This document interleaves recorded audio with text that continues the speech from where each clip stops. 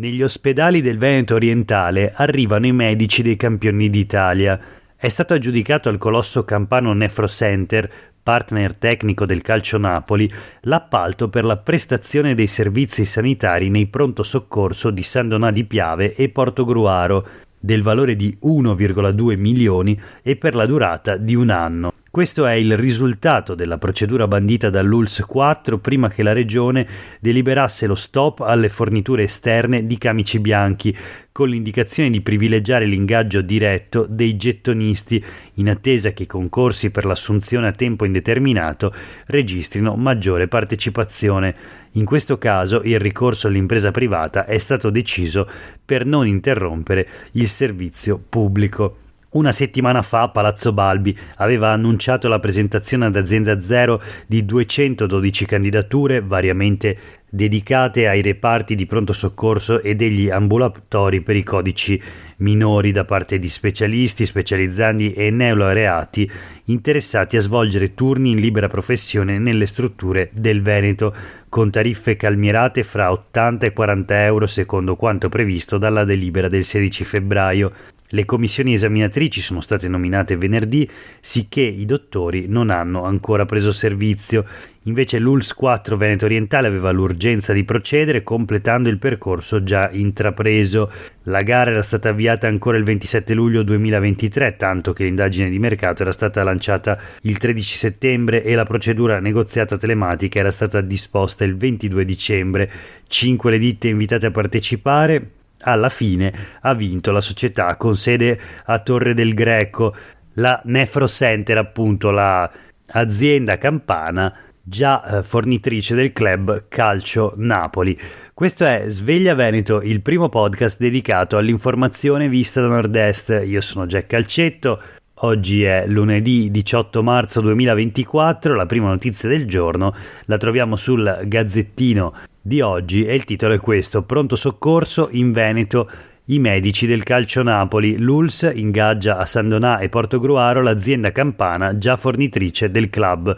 Operazione da 1,2 milioni di euro per un anno, non si interrompe il pubblico servizio, questa la motivazione dell'appalto. Come abbiamo letto nell'articolo di Angela Pederiva, pochi giorni fa, la settimana scorsa, l'assessora regionale alla sanità Manuela Lanzarin assieme ad Azienda Zero aveva annunciato il successo, un primo successo del concorso per reclutare nuovi medici nei pronto soccorso del Veneto, dove ci sono carenze d'organico importantissime, ma quel concorso è ancora alle prime fasi e allora le ULSS continuano nel frattempo a rivolgersi al privato, come in questo caso l'ULSS 4 del Veneto orientale, che appunto ha dato in appalto la gestione del pronto soccorso alla società campana, che fornisce i medici anche al club calcistico campione d'Italia, il Napoli, che appunto ha vinto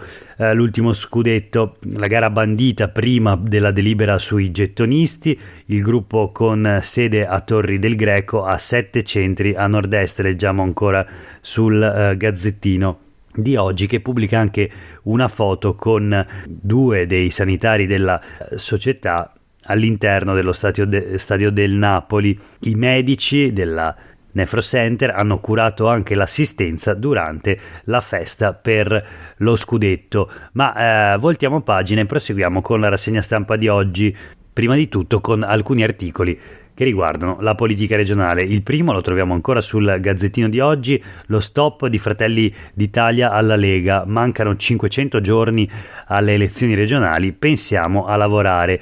Veneto, gli alleati e il piano del Carroccio di arruolare sindaci e assessori comunali. Villanova rilancia la lista Zaia, un valore di cui bisogna tenere conto.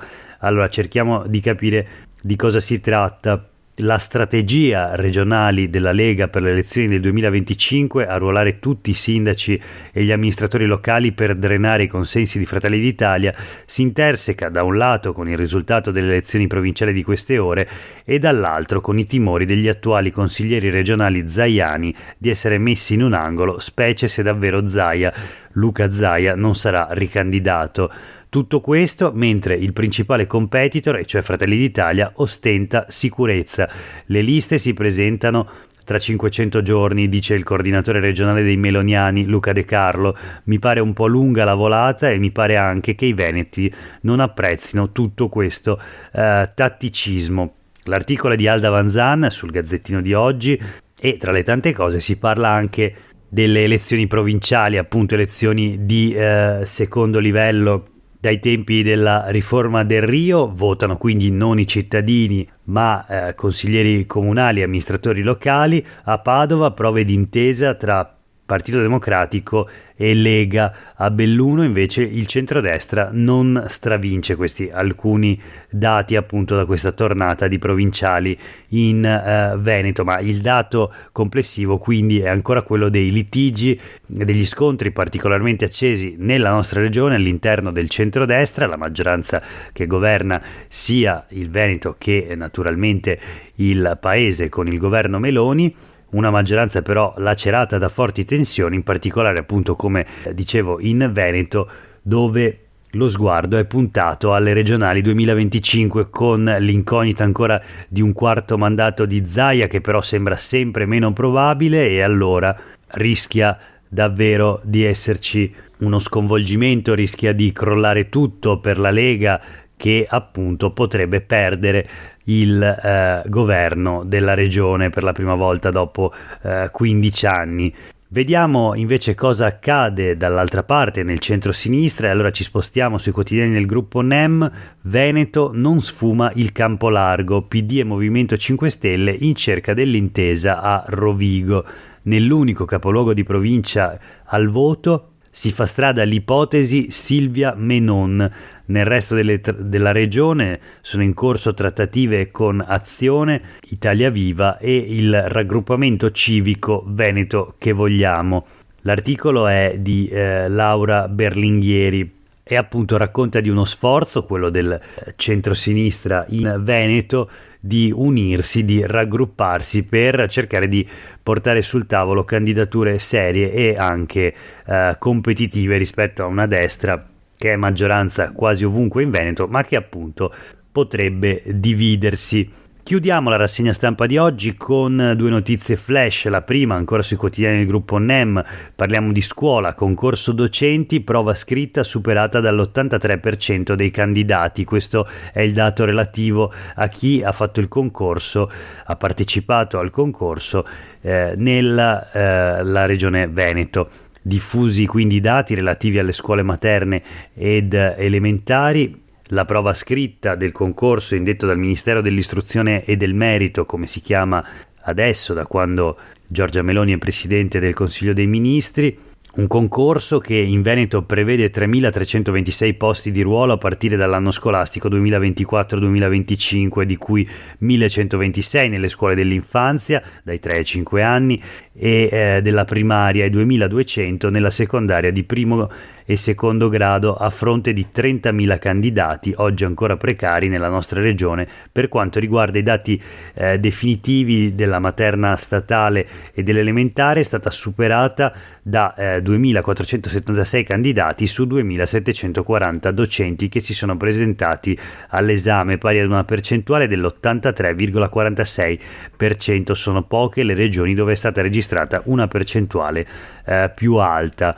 E poi chiudiamo la rassegna stampa di oggi con un'altra notizia che arriva invece da Venezia, è la storia di una denuncia. Ci sono 2 falsi Banksy alla mostra, la mostra in corso a Mestre, all'M9, il museo di Mestre che replica le carte sono in regola, esposto in procura di uno studioso dello street artist inglese, secondo il quale 2 delle opere esposte non sono originali. L'organizzazione ribatte e dice non sono indicate in alcun modo come attribuibili all'artista, ma classificate come reperti souvenir. Questo nell'articolo di Davide Tamiello per il Gazzettino di oggi appunto. E per questa puntata di Sveglia Veneto è davvero tutto. Grazie per aver ascoltato anche oggi la rassegna stampa. A tutte e tutti voi una buona giornata.